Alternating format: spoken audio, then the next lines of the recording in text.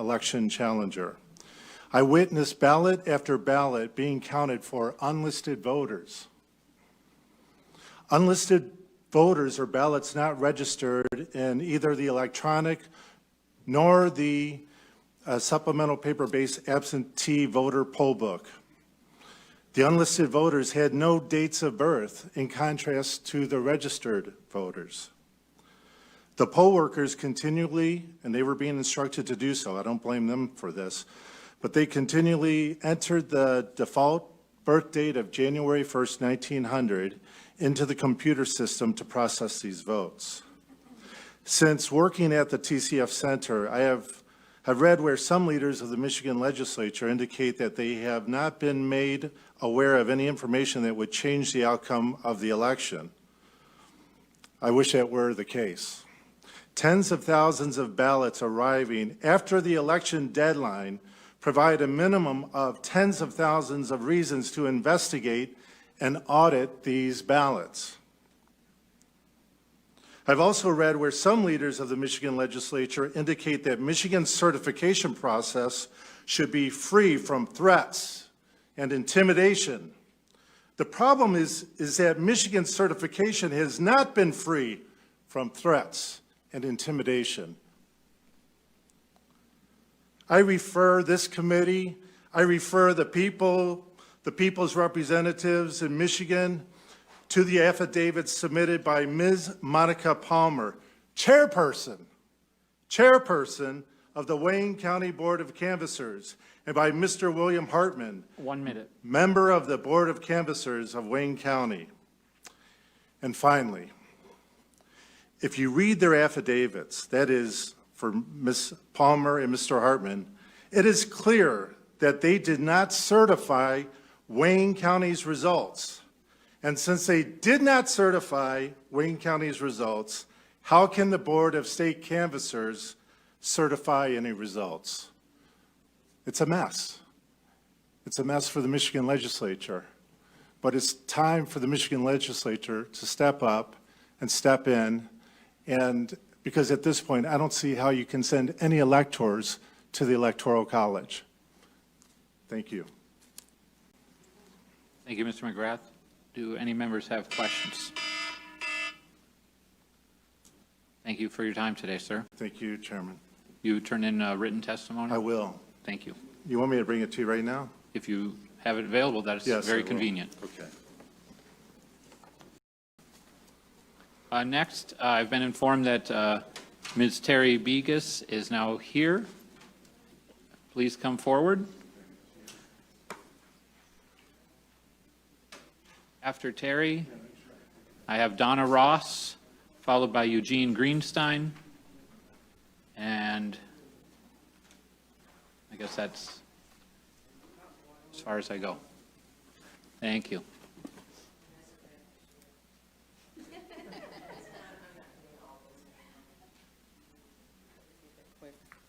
Welcome to the committee. Hi. You have 3 minutes. Okay. After hearing how the method of voting that we were going to be doing this year, I decided to try to make a difference and volunteer I wanted to work at Cobo initially. And so I became certified as an independent poll challenger. And we take it seriously, and we went to this one woman's house to do a mock poll challenging, a mock, election voting process stuff, and learn as much as we could. And it was helpful. And when I was there, I witnessed a video of the workers, the poll workers from Detroit, Wayne County, and it was sickening how they were training them that we were the enemy, we were to be the enemy, they were to block the votes, or not block the votes, but block the view of what was going on, to keep us 6 feet away, taught to intimidate us. It was disgusting. I'm not sure if it was on YouTube or what it was, but it was sickening. That's not what we were taught. We weren't taught anything like that. We had rules to follow. We had regulations to follow. We had to wear lanyard around our neck to identify that we were a pole.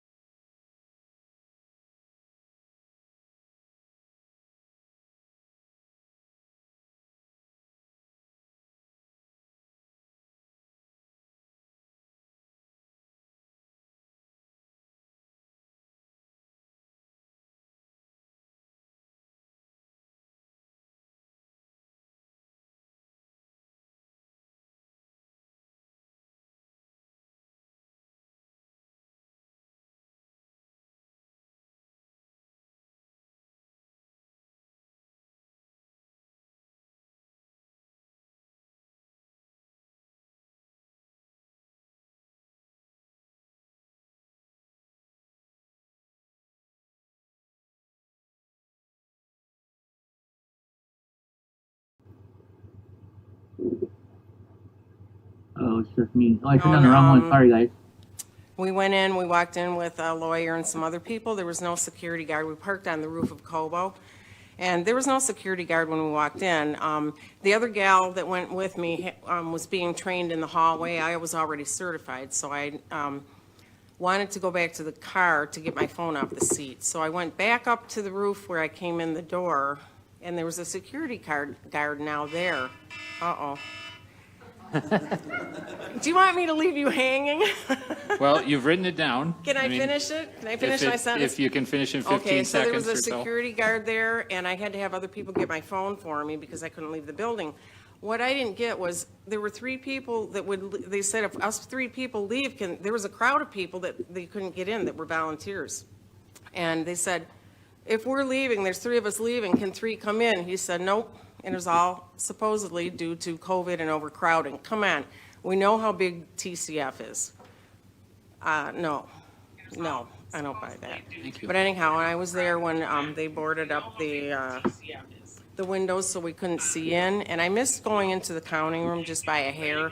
They had called in some independent poll challengers, and I turned around, anyhow, they swooped them in there, and then there was nothing for hours. We went upstairs and there was nothing, no more people going in, but there was media going in, there were attorneys going in, but no poll challengers, no, Thank you for the detailed account in your thing that you passed out to us. No, that's it, because I wasn't, like I said, I wasn't in the counting. I said thank you for it as Oh, well. I'm sorry. Okay, I Thank you. thought you were asking for No, more. no, Okay, I should know. The Do any buzzer members went have a off. question for Terry? No? Thank you so much, ma'am. Thank All you right, for coming. thank you. Next, I have Donna Ross. After Donna, Eugene Greenstein, followed by Sylvia Halpert. Welcome to the Senate Committee, ma'am. You have 3 minutes. Thank you, Senator. My name is Ronna Ross. Oh. I have spent my life saying, oh, no, it's Ronna like Donna, but, not Rhoda, not Rhonda, not If it's any Rhoda. consolation to all of you today, my handwriting's not that great either. So, but I have a 2-letter name, so I get away with it. But please go ahead, Ronna. Thank you, Senator. You have 3 minutes starting now. Okay. I want to demonstrate to you just how official the harassment was at TCF on November 4th. I got there at 1 p.m., having been told, we need Republican poll challengers. And I went running down, and I had been certified as such, but we couldn't get in. And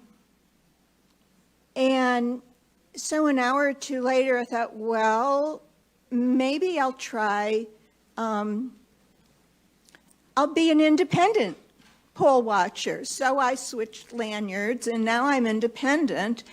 And eventually I was able to get in, but not until 4 p.m. And I had gotten there at 1. When all these pizza boxes went up so we couldn't go in, there was just a mob of people waiting to be poll watchers. And a man came out and had a very big presence and very big man, and he said, please, I need room, everybody back. I'm the lawyer for the city of Detroit. So it's like, okay, and I have something to say. So he then introduced a man who told us that he was in charge of the poll watchers, monitoring them. And people say, well, and he said, and there are, every single Republican challenger is here. I was like, no, they're not. They're not at all. And he said, well, there are 130 whatever signed in, and none signed out. And people next to me protested. I went out for lunch. Nobody said sign out. And he said, well, people chose not to sign out. I'm telling you that there was no signage. There was no signage for sign out. Big sign for sign in. Turns out you were supposed to sign out at the same place, but there was no signage. And the exit was 50 feet away. So when you wanted to leave, your direction was away from the sign out. So just wanted you to know that. Thank you. Thank you for that. It's helpful information on how the room was laid out. Any questions? No? Thank you. Next, Eugene Greenstein. After Mr. Greenstein, I have Sylvia Halpert and Dr. Linda Lee Tarver. Thank you very much, Senators. I wasn't planning on speaking today, but since no one really said what I wanted to say, and I did file an affidavit with the Republican lawyers, so I have no idea whether that comes to you guys or not. Well, you have your 3 minutes, so go Okay, ahead. thank you. My name is Eugene Greenstein. I'm from Farmington Hills. I was a poll chairman in Detroit on Tuesday, November the 3rd, and a GOP challenger on Wednesday at TCF, answering an emergency request for challengers. And my basic comment is there needs to be a forensic audit. Why do I think so? I observed that envelopes, which were scanned in some cases, would have a different ballot number than was on the envelope. I was at board 55 in TCF. The ballot number, though, was in the poll book, as was the number on the envelope. The situation would result in a challenge ballot. The situation should result in a provisional ballot, because there's no one knows who voted for anything, because they didn't match, excuse me. And other situations which I just couldn't follow would be processed through also where there was this mismatch. And so my question is, how is it that there's this lack of integrity between the envelope and the ballot, which results in a counted ballot, when on Tuesday, I knew who voted at the polls? This absentee ballot process is a total disaster in terms of accountability, opportunity for fraud, etc. And good people can want to do good things, and bad people can want to do bad things. And I think we've seen a lot of problems here because the voter and the ballot don't go together. And that's my comment. Thank you very much for listening. Well, thank you very much, Mr. Greenstein. Any questions from members? No. Thank you for coming. Appreciate it. Did you submit your testimony in writing, or? No. Oh, okay. And if you give me an email address, I can send it. Yeah, we can do that, so thank you. The email that we've been using for this committee is Senate Oversight Chair at senate.michigan.gov. I know that's a little bit of a mouthful, so, but if I have a spare card somewhere, I'd write it down. The next up, we have Sylvia Halpert, followed by Dr. Linda Lee Tarver, followed by Marilyn Fine. Ms. Halpert, Yes, welcome to the committee. Thank you. thank you. I am a registered voter in Oakland County, and I volunteered at the TCF Center in Detroit. Our family immigrated from Canada. I love this country. And what I saw down in the TCF Center made me very sad and disappointed. There seemed to be a concerted effort to let us know that we were not welcome, very unfriendly and at times hostile. At one point, I witnessed a challenger walk up to a lady to look at the ballot. She turned aggressively, brandishing a long metal letter opener to the gentleman, and in a threatening manner pointed the sharp object towards his chest and demanded that he move back, move back. He backed up, and she took a step forward towards him, still pointing the sharp object at his chest and repeating back up. She said it at least 4 times. Another time I was standing more than 6 feet away from a counting board table when a man forcefully demanded, "Get back, COVID, COVID, get back." It was impossible for us to see what he and anyone else was doing at the table. And clearly that was his goal. Several of us challengers watched quietly for over a long, long time for the military ballots. At one point, several police officers came in and stood between us and the ballots, a little over to the side, but a man came up and said that we were to disperse. I said we were being respectful and standing more than 6 feet away. He said, it has nothing to do with COVID. You are interfering with the process. We were standing quietly doing nothing, but we spread out in the aisles like good little sheep. We couldn't see, of course, from there. I watched workers take hours sorting military ballots into containers labeled with corresponding precinct numbers. In all our time there, I never saw those ballots being taken and processed. It was a long, long lag time, and during that time, the people at the counting board sat idly doing nothing. And I was wondering, why are they taking so long to get these to the table so they can be processed? And it occurred to me maybe they were wanting us to leave. So after a long wait, about 4:30 or so, it was starting to get dark. We left the building. That night at about 10:30, I received a call from a gentleman whose number I had gotten while I was there. He said, "Are you still in the building?" And I said, "No, I'm getting ready to go to bed." And he said, "Well, we've been following a truck and it just entered the TCF building. Can you watch for it?" And I said, "Well, I'll call somebody." And I did, and got one of the ladies who testified today and to look for it. When we came out, cardboard was being put up on the windows so that, to block the view from the group outside who wanted to come in, were refused admittance. When we exited the building, another large crowd was out front of the building complaining they were not allowed in and had been there for hours, some of them up on the roof, and there had been a man up there keeping them out. And we talked to some I'm sorry, ma'am, I didn't give you a TV. 1-minute warning, so please go ahead and wrap No, up your comments. we just talked to a couple of newspapers and TV news and went on home. But that's only a small portion of what happened. Thank you. Thank you. Do you have other written for us? Yes, Thank you. not today, but I will send it to you. Can you tell Okay. me that same address again that you Yeah, told? it's Senate Oversight Chair at senate.michigan.gov.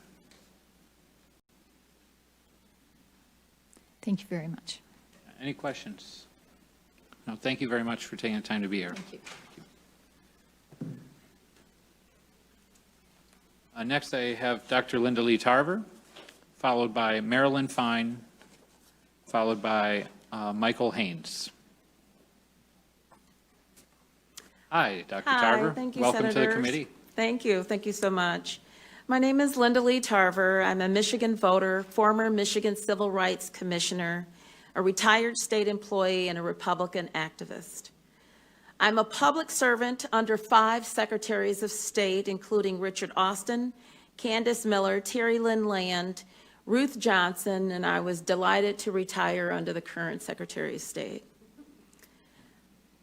I have been under 7 years under Secretary of State Ruth Johnson. In that role, I was the Community Affairs Director and Election Integrity Liaison. I assisted in preparing cases for referral to Attorney General Bill Schuette to prosecute for voter fraud. Ballot harvesting in Detroit, Flint, and Pontiac has been going on for decades. It's a misdemeanor to give your ballot to anyone not allowed by law to receive it, and it's a felony to take that ballot. People have been prosecuted in Michigan over the years as a result. Ballot stuffing, ballot curing, and complete fraud in the issuance, handling, and processing of ballots has not been addressed, and no election after 2020 should be considered fair unless we get this right this year. The complete hate, disdain, and apathy for Republican poll challengers is but one way of how elections are stolen in Michigan. Before COVID-19, and I'm talking to the Democrat in the House, and in every election in the last 25 years, Republican poll challengers were removed by the police, especially in Pontiac. MCL 168.733 says, the election inspectors and other election officials on duty shall protect a challenger in the discharge of his or her duties. Shall protect is not an option. Shall protect. It is never done in the urban areas. Never, never, never in the urban areas. In the 34 years I've been working for the state of Michigan, and certainly not the 29 years I've been working at the Secretary of State. It also says in subsection 4, a person shall not threaten or intimidate a challenger while performing an activity allowed. You shall not threaten or intimidate.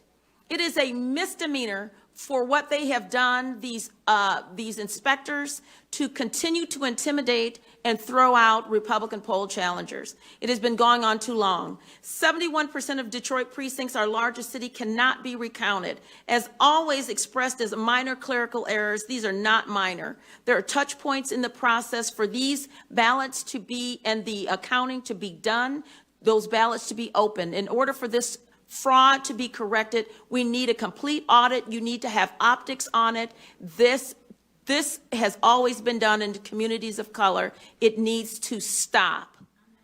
Enforce the laws and ensure, bring in independent inspectors. And I'll be happy to answer any questions. Thank you, Dr. Tarver. Any members have a question? Senator Tice. Thank you, Dr. Tarver. I appreciate you coming, and I appreciate your testimony. Also very compelling. Do you have, when you speak about an audit and a complete audit, what would you see as the appropriate type of audit? Would it be a forensic audit? Would it be a hand recount of ballots? What would you like to see done? 71% of Detroit cannot be recounted, which means that the boxes that the ballots are in cannot be opened. 71% is egregious, and it happens in these communities of color. So if you cannot recount it because of a, quote, clerical error, according to Secretary Benson, these are not clerical errors.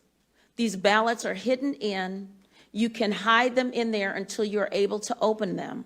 There are processes that have been allowed so that when you cannot balance your precinct, you can go to a counting board or a board to evaluate them. At that time, those errors are supposed to be fixed, and they can open up the ballots. The only way to open up the ballots right now to get your ideas on it is for you to do a complete forensic audit that needs to be done to open up those ballots.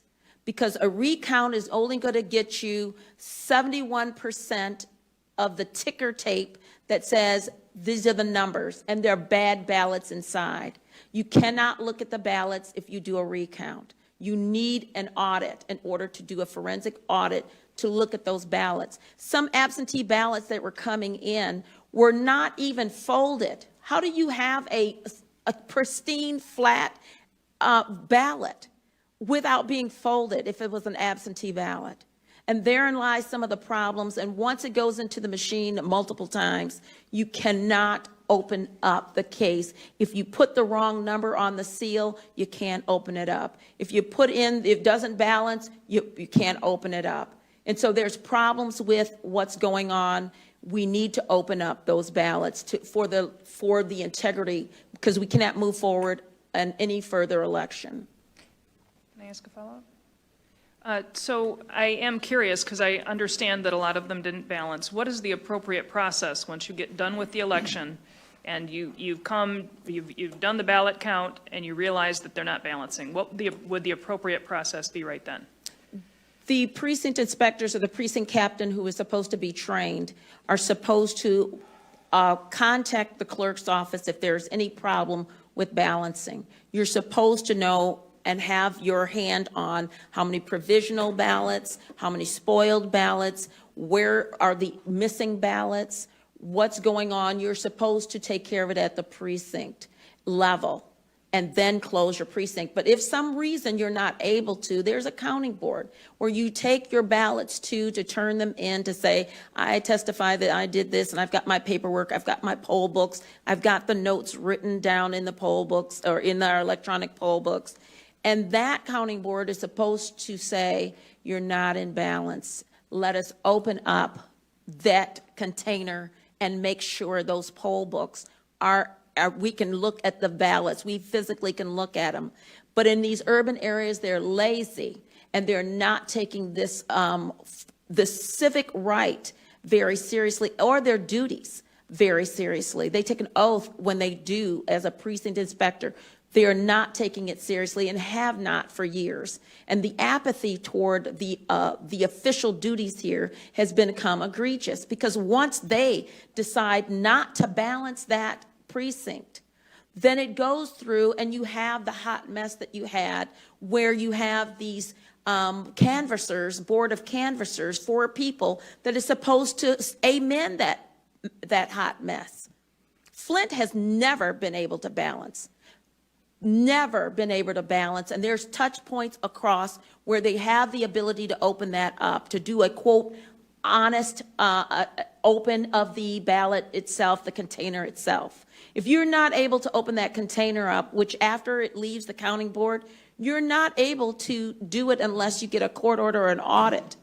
And no one has been brave enough to do it. 71% of Detroit cannot be recounted. We have nothing. And when we did a recount before, we saw some of the most egregious things when we looked through and did recounts before in Detroit. There's some things in there that should never have been in there. And that is what I'm telling you about when you're able to open up those ballot boxes. But it is not going to be at the Detroit canvasser level, and certainly not at the Michigan State Board of Canvasser level. Thank you, Doctor. Thank you. Thank you, Senator Tice. Vice Chair Irwin, please. Thank you, Mr. Chair, and thank you for your testimony. Thank you. Just a couple of questions for you Sure. that I'm going to ask you based on the fact that you've been around for a while. You've been an activist. You work for the Secretary of State's office, so that's why I'm going to ask you these things. So I think my first question is, are you aware that there are audits done on past elections, and in any of your official or unofficial capacities, did you ever have the opportunity or cause to review those audits that looked into things like, dead voters and all that kind of stuff Yes. that we've done in the past? Yes. Okay, and did you find that the answers to those questions were that, in fact, these were clerical errors in previous audits that have been done by the Legislative Auditor General and been before this committee in the recent years? So I've worked with Chris Thomas for years, And I've submitted some illegal stuff that I felt was illegal to them to investigate, and they were investigated. How they remedied it was not according to what I felt was necessary. There have been clerical errors, if you call it clerical. The law concerning your ability to be a precinct inspector, a poll worker, is that you have to have a sufficient clerical acumen in order to perform the duties, which means you should be able to read and write and add and subtract. And you should be able to perform the duties without any inhibitions. We know that there are over 500 precincts in Detroit, and many of the people who will come and get trained, some of them will not show up. But the ones that do show up, they are not given sufficient training on how to legally perform the duties that they have. However, if they are told that the challenger is the enemy, this person standing behind you is the enemy, and they have not been told that the person behind you must be protected, you will not be able to address some of the oversight, laziness, ignorance of the law, ignorance of the process, and lack of training. And so one of the ways that ballots are the election fraud occurs is when you have workers who are not properly trained. And that's where we are finding is lack of training. They're in a hurry. They're not sure what to do. But those clerical errors are mixed with clerical errors, but a lot of them are considered fraud. I would have referred all of them to the Attorney General if it were me. But Chris Thomas and others decided not to. They tried to remedy those things as best they can, but unless you put the full faith into the law and start prosecuting people, we will continue to see what we've been seeing. 71% of Detroit cannot be recounted.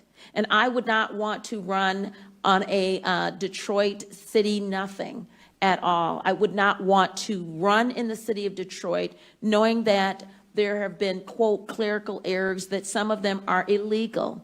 There are ballot curing problems. We have seen people walk into the clerk's office in Detroit with a stack of 75 ballots. Janice Winfrey is standing next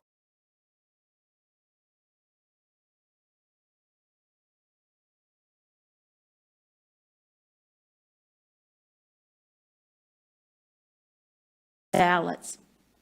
If you don't compare the signatures, you toss the signature out. You don't compare the signatures, you're supposed to. It's in the law. We are not following the law, and we are not following it in every election. And the larger the jurisdiction, which are people of color, people who look like me, the more fraud that can be inserted into stealing an election. And that is a problem, and we need to stop it. Okay, I almost am afraid to ask another question. Ask the second question. You've read the audits, you've seen them. We both read the audits. They know me, so yeah, I know. I'm glad we both read the know. audits. I just want to keep putting it out there that, in fact, it is part of Michigan election law that we have audits, and those audits have been done in recent elections, and they'll be done after this one as well.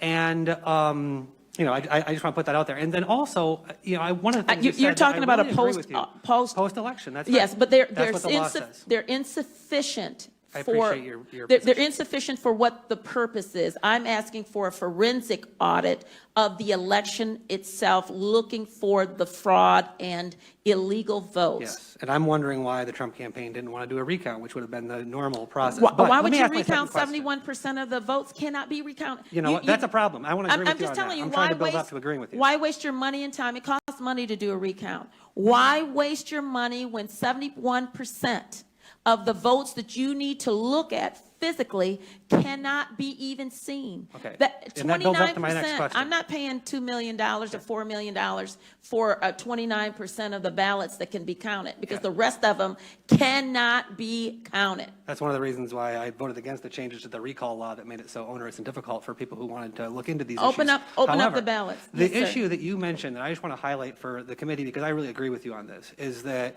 you know, when you have a situation where there's a discrepancy at that precinct, those precincts should be recountable. And we need to find a way to make that so. And I think that what you're going to find here in Lansing is that there are a whole lot of Democrats who are going to agree with that. We want these ballots to be looked at. We want elections to be run in a safe and secure manner. But the problem is that this legislature has been controlled by Republicans since the 80s. The state Senate has been controlled by the Republicans since the 80s. And so my question to you is, after the 2016 election, when we saw the problems that we saw that you just hinted at, when we had agreement apparently between a lot of folks about the fact that these precincts should be recountable, why did we see no changes in the law to address any of these issues while we had a Republican governor, a Republican House, and a Republican Senate? So I'd be happy to answer that question. That's a very simple one. We have sufficient laws on the books. So my brothers and sisters in the Republican GOP has done their due diligence to pass laws, make laws. The enforceability of the laws, however, because in Grand Traverse County, we're not having this problem. In certain counties, that Van Buren County, we're not having this hot mess problems that we have in Pontiac and in Flint and in Detroit. We don't have that. So if you want Republicans to pass more laws, why don't the Democrats in their cities enforce the doggone election laws so that we can have fair and just elections? Because I just gave you the law. It's a felony for me to give my friend, next door neighbor, my ballot. It's a misdemeanor for me to give it to them, and it's a felony for them to turn it in. A felony. It is not enforced. And we have situations in the inner cities and these Democrat-controlled areas, because that's what we're talking about. Democrat-controlled areas cannot seem to balance their elections. And because they have been habitual violators of the inability to balance their election because of either ignorance, apathy, lack of leadership, or lack of caring about their election integrity, because if you add more laws to the books, you still have people who will not follow the law, and if you don't enforce the law, if you don't bring in Republicans to say, I am going to be a poll worker, if you need 5 Republicans in the building, make sure 5 workers are. Contact the Michigan Republican Party, ask them for 5 people or 25 people or 200 people to work it. And then when the challengers come in, you protect them. You don't put them out. You don't call the police on them. You're supposed to protect them according to the law. If you follow the law in the urban Democratic controlled areas, then we would not be here today. I certainly wouldn't be here. But in 25 years that I've been monitoring elections, working with the Secretary of State, the last 8 doing election integrity, it's been a hot mess in the same Democrat-controlled areas. We don't need any more laws. We need to enforce the laws, and we need to open up the doggone ballot boxes. But we are agreed that we need to change the laws on recounting precincts. We do agree that we need to change the law on recounting precincts, right? Pardon me? We should change the law on recounting precincts. That was the subject of my question. We're not changing the You went laws on a for nice political recounting. screed, but the question was about that specific law, allowing the recounting of imbalanced precincts. No, we're not. Let's change that law. We're not trying to talk about recounting for imbalanced precinct. The balancing of the precinct can come at the counting board level. You think that the ballots come out and then all of a sudden it's given in and locked up in a box. It is not. Once it leaves the precinct, it goes to a counting board. They have the full authority to open up that ballot box because it's not balancing. If the seal is broken, if this is broken, they can reseal it at the counting board. There is a law with the counting board, and it's lazy in the inner cities of color, of people who look like me are not doing their job. And it needs to be done so that we can count 100% of the precincts instead of 29%. That's what needs to be done, is to make sure people are doing their job. You won't get that in an audit. What you will get in the current fake audits that we've been having and these fluff audits that we've had right now, you will get, well, these can't be recounted, so okay, so we can't do that. Here's what we can. You will get an audit of the 29% in Detroit that can be recounted. That's all you're going to get. Because we need to see the 71% of the fraud that has been locked up and will be destroyed after so many years. That's what we need to see. Thank you, I'll Senator. take any other questions. Thank you, Senator Irwin. Senator Lucido. Thank you. Thank you, Mr. Chairman, and thank you, Dr. Tarver. I got to tell you, I can't agree with you more. My whole problem is sitting in this chair today and leaving the Senate to go prosecute those crimes. Why was it when the Secretary of State, which you were there how many years? I've been with the Secretary of State 29 years. Almost 30 years. And we've been in this room here over 6.5 hours, and the irony is it's about the same issue. If the people are doing their jobs and the integrity of the vote is being respected, we wouldn't be in here today. That's right. 2 is 71% can't be counted because Of fraud or apathy or incompetence or clerical error or all of the above. So we did some testimony, and the chairman was gracious enough to bring in 3 separate identifiable clerks from 3 separate identifiable counties. We asked these questions. How many of the ballots weren't signed that you didn't count? How many didn't look like signatures? I mean, we went into the deep dive because there's so many people that are so disenchanted. I don't want them to give up on the vote. I want them to remember that people sacrificed their lives for these amendments. People who look like me died to get the right to vote. And I'm telling you, it is sacred. And this discriminatory practices with women not getting the same right that men years ago. If it's a felony, it's a felony. If it's got to be prosecuted, it should be. Otherwise, the whole fabric of this entire nation falls apart. Discrepancies in the precincts, I get it, to my colleague up here. If you're going to have discrepancies, as if it's an easy fix. But I'm not hearing things from all over the state. I'm hearing them in segregated areas, and I think you are targeting these areas by saying people are either inept to do their job or they don't care about doing the job. They have either been instructed not to care or have been allowed to, over the decades, not to be held accountable for the lack of accountability in the sacred vote. When you have gone so many years, people do not want to be called racist. Right. And if you're going into urban areas, in particular Detroit, you're hearing, why are you trying to disenfranchise the black vote? Yeah. You are racist, racist, racist. I think this, and But that has been the mantra to allow for the 71% of no accountability when we have safeguards in place to ensure the balancing of the precinct and the seal that is not broken. Dr. Tarver, those ballots are not of color.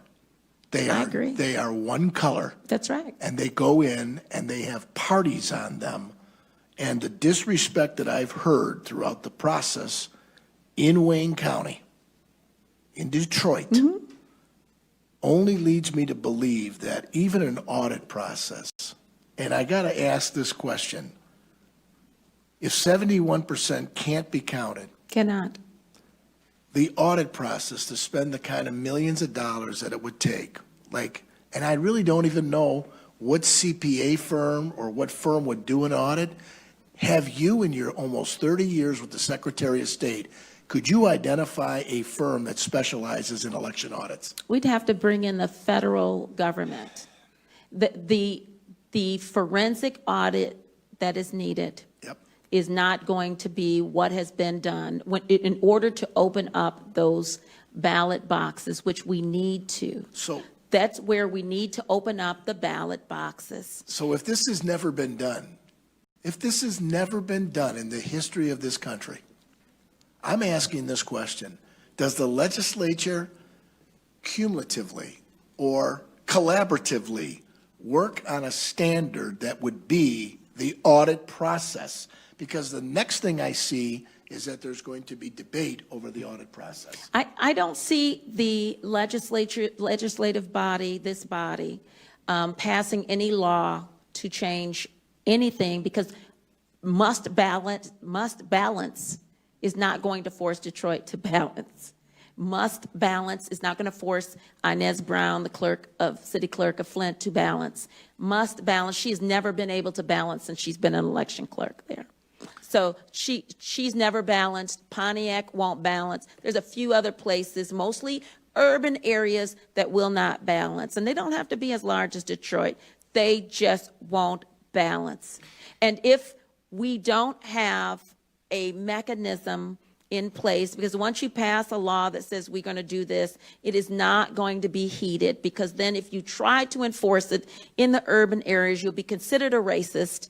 You'll be considered disenfranchising the voters. You're just trying to check on us. Oh, black folks from Detroit need to have our whatever 71%. If you can't count it, you can't count it. And this Secretary of State will call it small clerical errors. And that is the mantra and talking points that should not be done. This is not a small clerical error. If there is fraud in those 71%, they need to be opened. Open the boxes. And that's going to be the new mantra, hashtag open the boxes. Mr. Chair, I just have we're going to get down and drill down on this, but the reality is I don't think my colleagues on the opposite side of the aisle feel any differently. I think, to Senator Irwin's point, all of us want the integrity, respect, and trust. Otherwise, we sitting here as lawmakers make no sense if the vote doesn't count and it doesn't accurately reflect what's going on.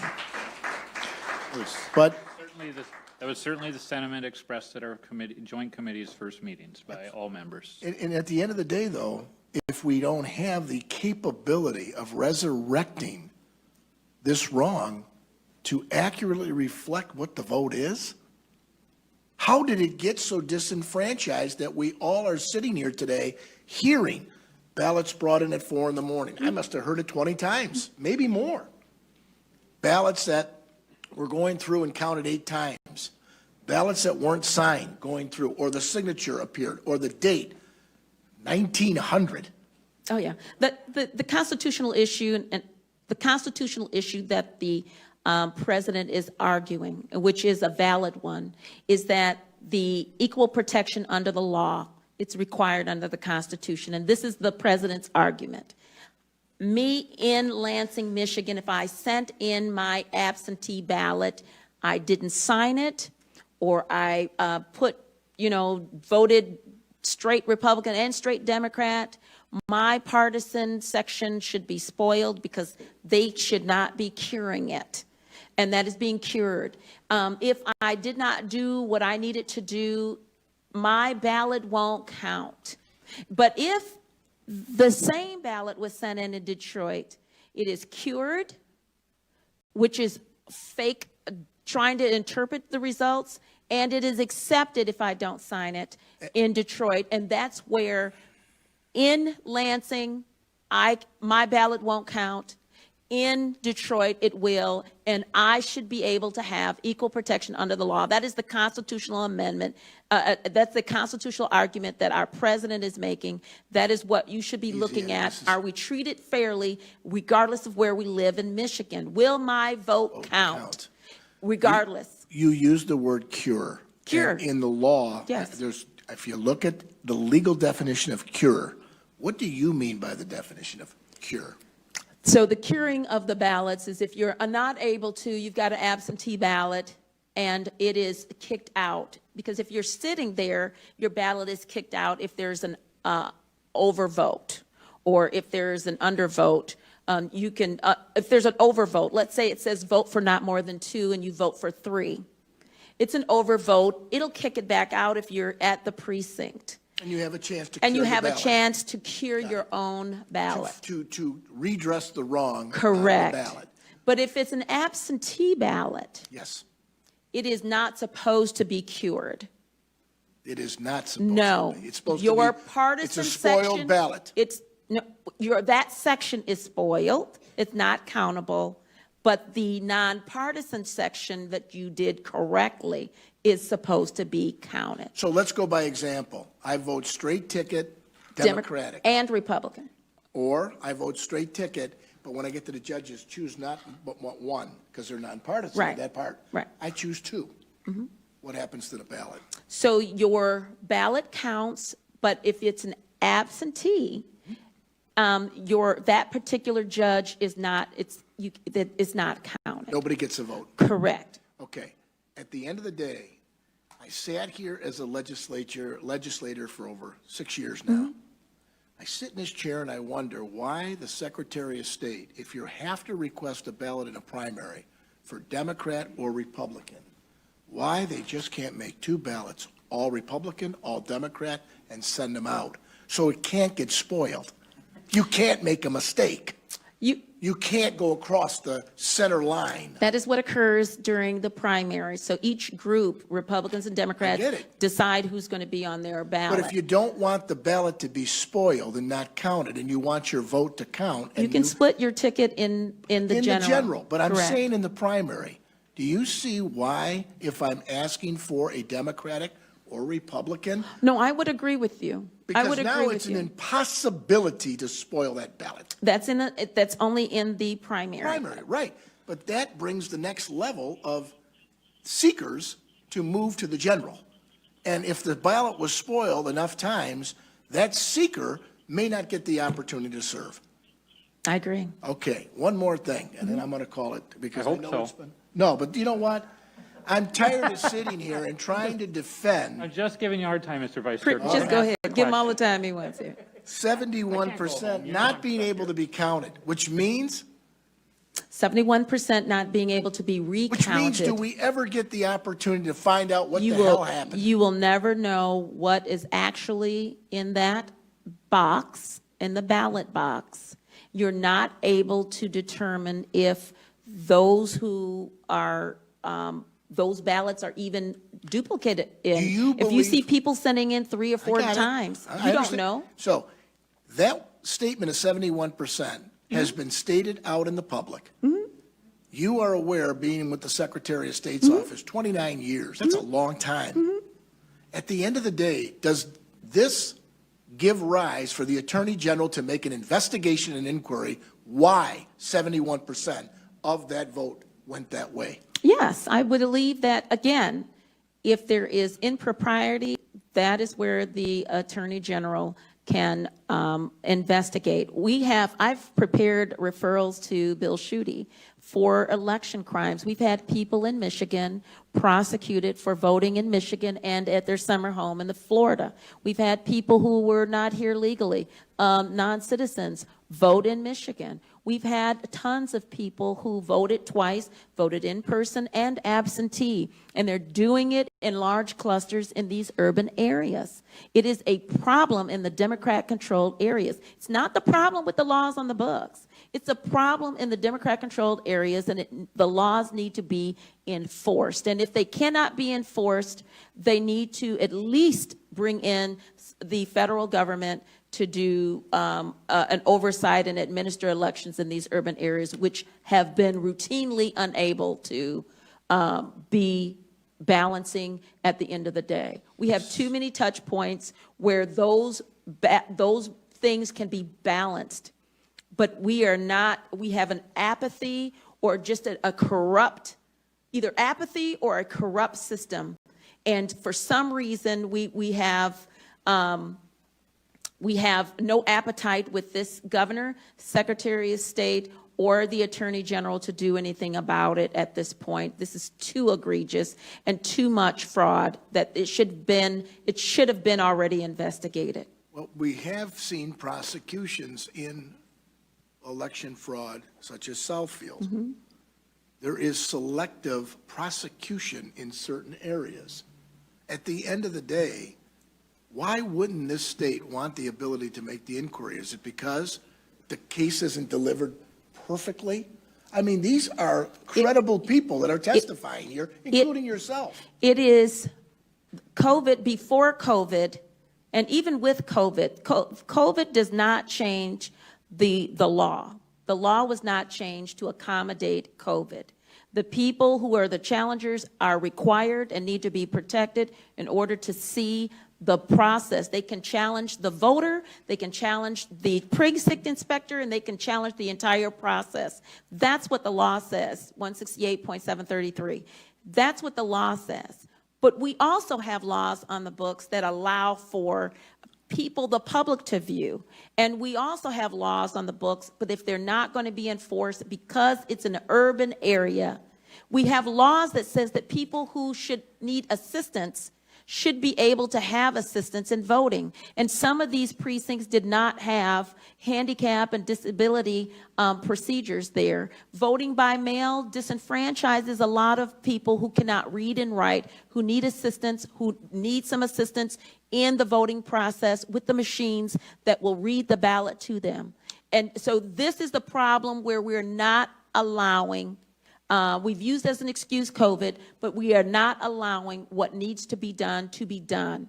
Just like the children who are not in school with disabilities are not getting the special care that they need, neither did the voters here in Michigan. They did not get the special assistance that is required by law. These special assistance, even those people who are blind, people who need Braille, people who need special audio equipment, we have those at every precinct, or it should be at every precinct, so that the people of Michigan will have everything they need to vote, and that is not being done in the urban areas. And people don't want to touch Detroit, but it is not a sacred cow anymore. It is looking more like a cow, but not a sacred cow anymore. I want to say thank you to the chairman. I've gone way over my time. So have I. I'm sorry. And you know what, though? These questions need to be answered, Okay. because all of us are here because of this. Thank you. And I appreciate the Thank you. discussion.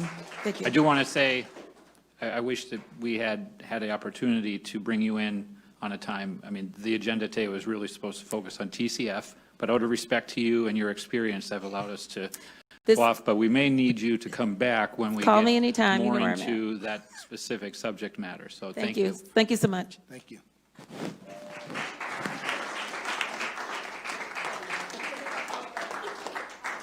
Vice Chair Irwin?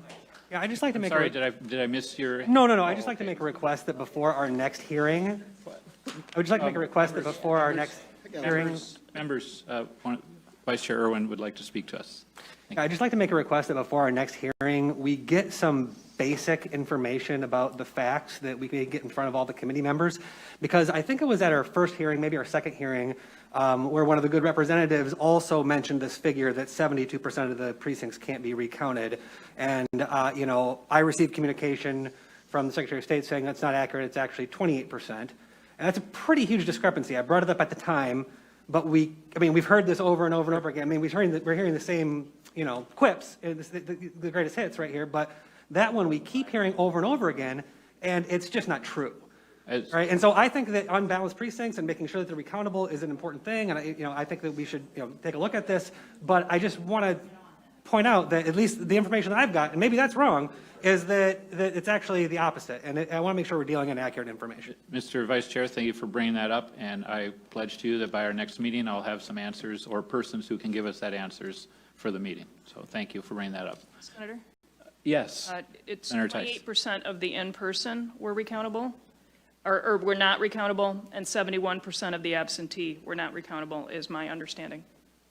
I will strive to And that have. distinction is super important, because when you say that 71 or 72% of them are not recountable, that obscures some key facts, and it also obscures the fact that there are fewer absentee count boards, a smaller denominator, which is affecting that percentage as well. But yeah, I just want the facts. I will work to get us those facts for our next hearing. Thank you. We have a few cards left. We are nearing the end. Are you Ms. Fine? I am Ms. Fine, and Thank you. I'm here to nominate Linda Lee Tarver as next Secretary of State. So, And so hold on, please. Hold on. Let's get this done. Thank you. I know it's getting late. Thank you. I have Ms. Fine, and then on deck, Mr. Haynes, followed by Patty Kamagata, and then Eddie Kabasinski. So if you're on deck, please be ready. Go ahead, Ms. Fine, you have 3 minutes. Thanks. I'm from Ingham County. I'm here today not to talk about COVO, but I want to give you something that's along the lines of what Dr. Tarver talked about, and that's following the process. Were you at Cobo? I was not. Can I ask you to delay this to another time or to submit in writing? Because I'm supposed. It'll take 1 second. I know, but I've already disqualified other people who weren't at Well, then I would Cobo. be disenfranchised, wouldn't I? No, I give you time to report in another time or in another way. It's just one thing. Yeah, I will. I'll give it to you. But it's just one thing, and that is Michigan law 168.765, and that has to do with the privacy envelopes. I spoke to Ingham County, Meridian Township, and Clerk Barb Byram, and was told that we didn't need privacy envelopes. We were told by the Michigan Election Commission that we didn't need them because there were municipalities who didn't have the money to buy them or print them. It's bunk, folks. You need to look at every aspect of what isn't being enforced. I sat in Meridian Township and saw people's ballots. They said, can I put this in? I don't have the brown envelope. Oh yeah, we'll take that. Subsequent to my affidavit of facts, I also spoke with Lansing City Clerk Chris Swope. I saw him at a function. And he said, oh yeah, we accept those all the time. Okay. So I'm just asking that you look at that. Thank you. Check out the COVID, and I'll give you this, but thank you. Thank you, ma'am. Sure. Perfect. Michael Haynes. I hope I'm reading your name correctly. I thought at one point it was Hayes, or... No, it's not. I will stand corrected. My name is Michael Hayes, Hayes. Okay, thank you. If you're from the east side of the state, just like the street, right, Pete? You got it. Hayes Road. After Michael, it's Patty Kamagata, and then Eddie Kabasinski. You have 3 minutes, sir, please. Okay. I don't know how much I could add that I haven't heard already that you guys have probably grown stale of, because I think you heard the same thing from a lot of people. I don't have much to offer, and the reason why I say that, I wasn't able to get into the ballot room for very long before I was actually forcibly removed.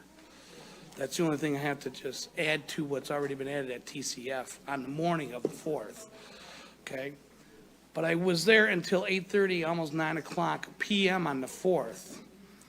But I will tell you a few things if you want to hear it, and more as a judgment and add maybe to some of your thoughts, I will add. But as far as seeing fraud itself, I didn't see fraud.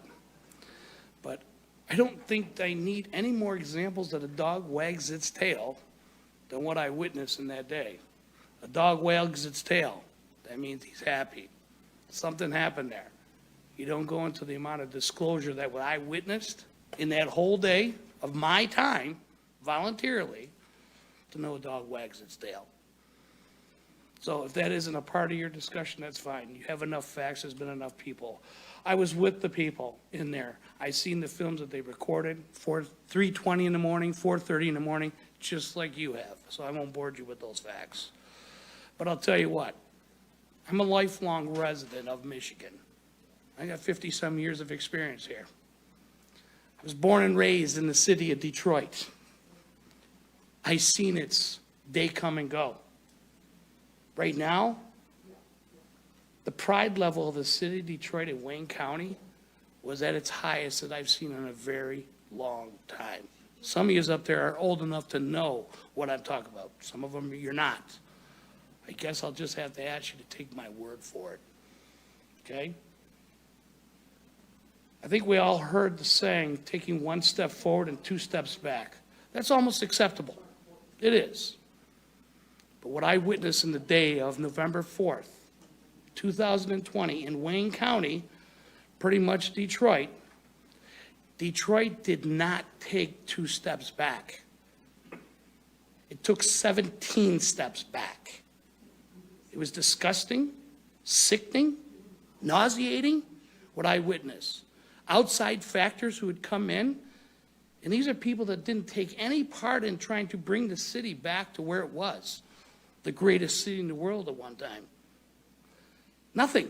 All they did is they came in and tried to diminish it again. 30 seconds, sir. I will add, the leadership of this state did again, the only thing, overwhelmingly discussing TCF was one comment, a divisional comment. It was racist. There was nothing racist there. There was only one race that I witnessed at TCF. That was a human race. That's all I need to add. I mean, I don't know if that is 1 minute or not. Thank you. So I don't know how much I can add to you. But guys, if you need more examples that a spade is a spade is a spade, I guess I might as well just start changing my zip code. Thank you, Mr. Hayes. Any questions for Mr. Hayes? Thank you, sir. Thanks for your patience all day. Thank you. Patty Kamagata? Yes. Oh, it says you weren't at TCF. Oh, I'm sorry. So you can only take my card, maybe just get rid of it. Okay. Thank you, Patty. Eddie Kabasinski. After him, Gordon Pennington, and then Angelique Johnson. Mr. Kabasinski? Good afternoon, sir. Good morning. Or afternoon. You have 3 minutes. Yes, sir. My name is Eddie Kabasinski. I am the only conservative on the Warren City Council. I represent District 5, which is the South Central Warren area. I worked as a poll challenger and was trained by Caitlin Vire and Macomb Trump Victory to work the primary and also on the day of the election. I worked at the Warren Schools Administration building, and I seen a lot of fraud, a lot of inconsistencies take place at that particular precinct. I was working at that precinct, which was sections 53 and 55, and I seen multiple inconsistencies. I reported these to the Macomb County Republican Party as well as Macomb Trump Victory.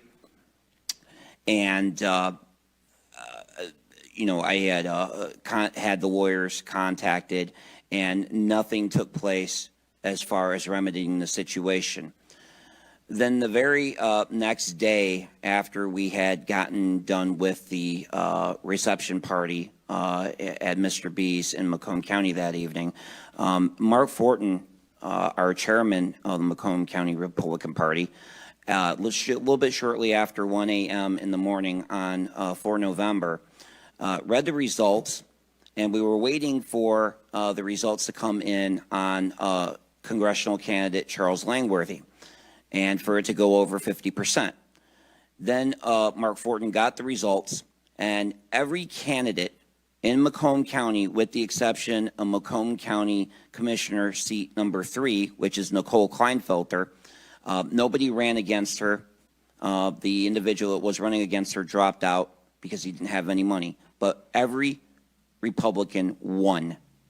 And then shortly after 3 o'clock in the morning, all the votes changed. There was this ballot done. 1 minute left. So after I had gotten contacted by the Macomb County Republican Party, a mass text message was sent out. I did go to the TCF Center, Cobo Hall in Detroit, as well as Rob Cordes with the Trump Unity Bridge was down there. And we were trying to get in. I went to go and get one of the, I had showed my poll challenger identification from the previous day. And I said I was already trained as a poll challenger. I was waiting for with the rest of the group to get in. They had these people with hoodies on that were there forcing out the 2 poll challengers that were left inside of TCF, physically pushed them out the doors, and then had Detroit police block the doors and told us that we could no longer be there. This is at the time when we're knocking on the door and trying to get in. They put up the pizza boxes up on the windows, and we were not allowed in. Shortly after that, I got out of the TCF Center and seen Rob Cordes being arrested and the Trump Unity Bridge being impounded. I talked to one of the officers, the police officers who was there, and he said that the mayor Mayor Duggan basically had told them, not through James Craig, but to start arresting and detaining any Trump supporters that were down there in Detroit, that we were not allowed to be there. Thank you. Thank you. Any additional questions? Is there any backing up evidence that Mayor Duggan said or did such a thing? Well, I'm going by my word. I am honorably discharged from the United States But Army. somebody told you Yes. that was what was said, so I'm just. Yes, this is coming from a Detroit police officer that I had spoke to. I wanted to find out what was going on. I did identify to him that I was a councilman and retired military law enforcement. I would like to find out what was exactly going on, because I did not want to be involved in a situation that would get any members from Macomb Trump Victory or Macomb County Republican Party in any further trouble after we seen Mr. Cordes being arrested and the Trump Unity Bridge being impounded. Okay. So that was my concern, was for the safety and the security of all of us that would be down there from Macomb County. Thank you. I just wanted to know what the source was. It was for a that. Detroit police officer, one of the Detroit police officers that wears the weight traffic caps that is assigned specifically down to Detroit when you have events down there. Okay. Thank you. I've seen no other questions. Thank you for taking the time and for waiting so long. I appreciate your patience. Yes, sir. Next, I have Gordon Pennington. After Mr. Pennington, I have Angelique Johnson. And then we have a few cards from folks who didn't come when I first called. Kurt Hausauer would be up then. Mr. Pennington, Thank you, welcome. Mr. Chairman. You have 3 minutes. Yeah, thank you very much. It's been a long day, and I think more details may not be as important as some summary observations. I was at the TCF Cobo Hall Center on both Tuesday, November 3rd, for almost 14 hours, a little more than 14 hours, and again Wednesday, November 4th, for nearly 12 hours. During that time, I witnessed in summary many of the things that have been detailed by those who have given eyewitness testimony here today. That eyewitness testimony, I would submit to you, qualifies as evidence. That evidence has to be adjudicated and looked at in the overall scope of what it is that this committee will eventually do in determining how deeply you'll investigate or look at some of the evidence that's been presented here. What I saw in summary as a person from the business community, I've seen many systems at work, and I work on strategy, and I work in a number of areas where you look at the whole end-to-end picture of how systems work. I would submit to you that this system could be fixed, and it wouldn't take much, but it would take a very assiduous level of detailed observation. One, the very provenance of the ballots themselves.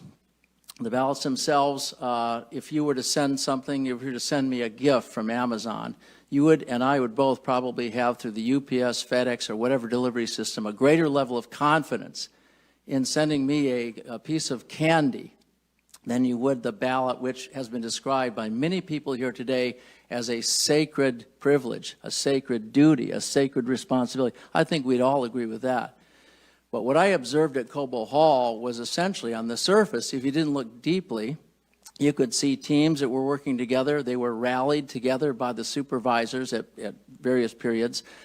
And what I observed there was essentially an attempt to create some esprit de corps there. And I would submit to you further that many of the people working there just wanted to do their jobs. What I haven't heard brought up here today was how they were either incentivized or remunerated or both. I'm told, and I have not been able to verify this for the Detroit Department of Elections yet, that most of these people are typically paid $250 per shift. Maybe you can verify that. I was told, however, at this election cycle, they were paid $600 per shift. It's typically an 8 to 10 or 12-hour shift, day shift and night shift, and that supervisors were paid $700. Why would Detroit be selected? And I'm told that one other Michigan city was selected for an enhancement of remuneration. That's interesting, to say the least. But I do believe that today, as we sit here, half the people in this constitutional republic, this great nation, feel disenfranchised and defrauded of this most sacred act of good faith in acting to sustain our democracy. Either way this goes, one half of the populace of this country is going to feel disenfranchised and defrauded. I think it's up to this body and other bodies like yours to have the will and determination to go deeper in at least looking at a standard, a modicum of best practices, and I think this could be easily done. I will submit my recommendations, which would include camera systems, which would be privately held. They would not disclose the nature of the vote. We all saw the ballots, but we're not disclosing which way people individually voted. That's a sacred trust. But secondly, I think you could also have a much better degree of sorting the provenance, just like I've said earlier. If you were to mail something to someone using one of the standard carriers today, you'd have more confidence in that than you would in your own ballot. That is an outrage, and that's something that is addressable. Thank you. You have written down the suggestions? I'm going to that you have? send you these suggestions, Senator McBroom, and I thank you for taking the time, but I challenge you to have the will, all of you, and I think this is a very, I think this is an equitable charge. I think across both parties, there's an equal interest in adjudicating this fairly. Nobody wants to see people feel that they've been disenfranchised and defrauded in this country today. And I believe we can do better. I believe we're not even close. If you were to bring a group of business people in, graduate students from a major university could hack this system easily. That was the thing that stood out to me most. This system is easily compromised, and it shouldn't be. Thank you for giving me the opportunity. After 7 hours of hearing testimony today, I think it was worth the hearing. Well, thank you for your patience. Do any members have any questions before Mr. Pennington goes? I just want to thank you for being patient, doing what you just did. There's not many that do this. Look at this today. But more importantly, those recommendations as through your eyes are different than from our eyes. Yes, sir. So Senator Lucido, I am like, others have said this before, I've taken my liberty for granted. I'm embarrassed and I'm ashamed. I've never fought in a foreign war. I'm not a veteran, but people have given everything for us to have this privilege. It is certainly, I know people have said these are fatiguing meetings, they're long days. No, they're not. This is worth it. Every minute of this is worth it. And I commit to you and to this committee to follow up and offer you suggestions that I think will be seen as equitable to either party. But this isn't over yet. I would submit to you and the American people that we have a constitutional process under law by which the media does not determine who our elected officials will be absent going through the process that is necessary. It's painful. It's gone on longer than it should. But we can do better. We must, and we must adjudicate this in a way that satisfies the demand of the American people that they trust, but we must verify. Thank you for your inspiration. Thank you. Is Angelique Johnson here? Welcome, Ms. Johnson. Is it Angelique or Angelique? Okay.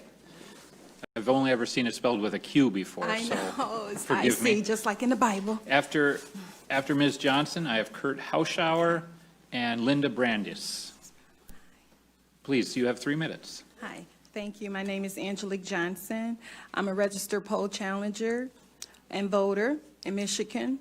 I was at the TCF Hall on November the 4th from 9 a.m. to 6 p.m. I was called down to come and help out. I was told there wasn't enough representation for our side down there. And so I got up and went on down. I was credentialed and got in. And when I was in, the first thing that I saw after I was told what to do and what to look for, I worked at a table, the very first table. I saw a discrepancy. And at that time, I didn't have no one near me to talk to about it. I was supposed to go to the challenger at the table or the person that was leading the table, but I was still asking questions, and because that person wasn't near me, because we didn't have enough representation, I had 4 tables to observe, you know. I observed the young lady take the ballot out, pass it to the next lady. She scanned it in as I was supposed to stand by the machine, the video monitor to watch that process. And when she scanned it in, it wouldn't go. So then she tried again, or something happened, and she got her supervisor next to her, and the lady got up and went to another table and got one of the people in the shirts that was the supervisor. And she came back and told the young lady something, and the lady looked down in her book, and as I tried to walk over there to see, they told me to go back because I wasn't allowed to come that close to them, but to stand on the end where the monitor was. I would see everything there. And I could see her look in the book for the name that was on the screen. And I noticed that she found the name, and she said, oh, or something like that. It was a discrepancy with this one, and they should have put that one out, and it's here too, so it seemed like it was 2. I don't know, because I wasn't as close, so I'm just telling you what I heard. And the young lady said, well, send it through anyway. That's what she was told to do. So I didn't know if that's something I should have challenged, and I should have, but I didn't because I was still learning the process. And when I went to find my supervisor, he said it was too late to challenge it then. So that was one of the things that I did witness. I witnessed as I stayed there for a while and left out to go to lunch because our room was upstairs, and came back. It was a crowd of people there by that time. And when a crowd of people was there at that time, they wouldn't let them in. But I got in because I was already credentialed, so I just kind of slid around to the side and went back in. And then I noticed a guy said, "Everybody get out." So everybody had to leave. They put things, cardboard over the windows, and a couple of cops were there. So I noticed that. And I also saw a lawyer also being put out. I looked up and noticed people were cheering, and the lawyer was being put out, and they turned around and asked him, "What are you leaving for?" And he said, "Because I asked him what's the count in here because we had got information. They couldn't let anyone else in. That was on our side to help." And I'm thinking, well, I want to leave, so, you know what, if I leave, can they, like, switch us out? And they's like, if you leave, you can't come back, and if you leave, they're not switching people out. So, you know, I left by 6 o'clock, and that's the things that I saw. All I could do is testify to what I saw and what I witnessed that day. Thank you very much, Ms. Johnson. Any questions from members? Yeah, Senator Tice, go ahead. You don't have to apologize. When they said everybody leave, they didn't mean everybody. They meant some people, right? There were still people who were left in there. They weren't clearing the room. When they said everybody leave, those were the people who had come to help relieve the workers who had been there the night before and into the next day. Those were the people who went upstairs where I were to get their credentials and everything, because you go upstairs, get trained, get your credentials, come downstairs and sign in the book. So it was a lot of them at the door. I got pictures. And those are the ones they wouldn't let in. They had some words. I came in and there was confusion going on right then and there. And all the TV cameras were taking videos of everything that was going on, because they really were yelling at each other. And they was like, "We got the right to be in here." And the guy said, "No, everybody leave." And that's all of the people who were at the front, who tried to get in to relieve the workers who were already there. Because I was told it was only 50 of us there.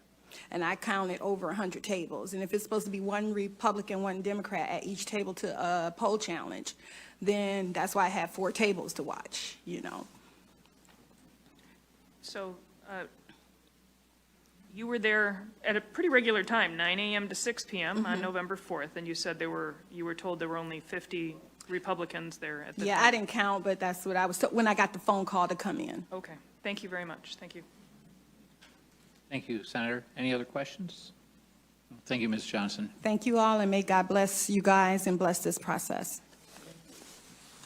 The only cards I have remaining are people who were already called, and so they may or may not be here.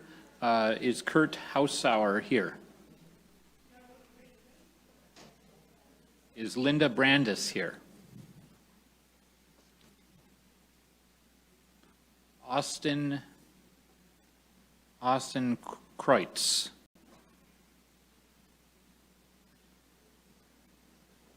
And Joe Farkas. And Maria Menzel-Brown. Sergeants, are there anybody coming? All right. Members, I really appreciate your attentiveness to everyone today, to the members of the public who wanted to testify. I'm very proud of our work that we've got all the way through all of the cards, which I was not sure we would do. Thank you, Mr. I would like to, if, I believe I'd like to have this committee, if you feel it's all right, I'll send a formal letter from us to Mr. Harkins and ask him to come in. I think he could give us some of the answers that we discussed earlier. Anybody have anything to say about that, feelings on that? I think that's a good idea. Did I say the right name?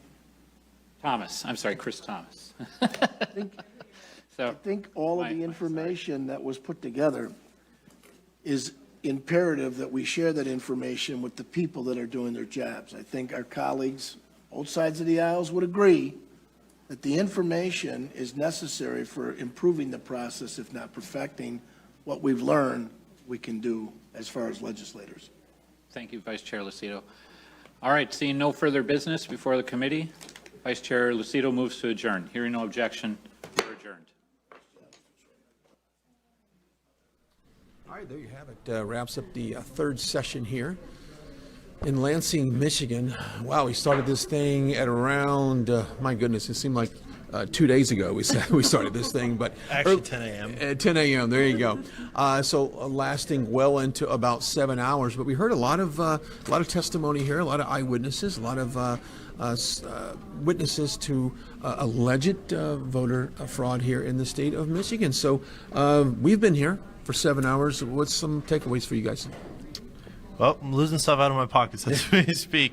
There is so much today packed into what the people were saying who are bringing this alleged voter fraud before the oversight committee here at the Michigan Senate. A lot of the stories line up when it comes to the headquarters of where they were counting these ballots and the tabulations of the machines and